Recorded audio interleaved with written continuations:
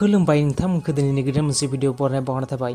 बड'लेण्ड दरबार बेनि आफाद गेजेर फरायसालि गेलेग्रा फोथाराव 99थि बोसोरारि जोनोम सानजों लोब्बा लाखिना संगीत नाटक एकाडेमि बान्था मोनगिरि उस्ताद कामिनी कुमार नार्जारी बिथांनि 9 नभेम्बराव बेंखन सावराय मेल मोनसे थेलेबले लानाय जादोंमोन आरो बेवहायनो सामलायदोंमोन आरो मावफुंदोंमोन क'क्राझार बर' साख्रिवाला थुनलाइयारि गौथुम आरो फिथिखा थुनलाइयारि हानजा।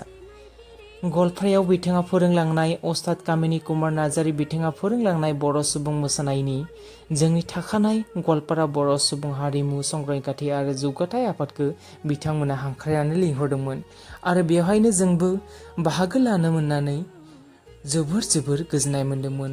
बेनिनो माखासे भिडिअखौ आं नोंथांमोनजों शेयार खालामबाय। रेड कार्पेटाव केटवाक खालामनो बिथां अहेल्ला दैमारियाबो हांख्रायनाय मोनदोंमोन। 80 बोसोरसो बैसो दाबो दं माने थांनानै बे बैसोआवबो मा होनगोन बेखौ सिनेमायाव फाव दिन्थिनानै बिथाङा बेबादि सन्मानखौ मोननो हादों।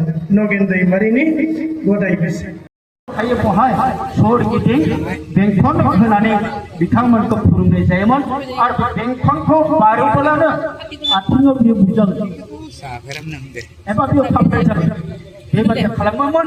बेखायनो बेंखनफोरनि गेजेराव लेबहरदों बेबादि बिथाङा फोरोङोमोन आरो बेबादि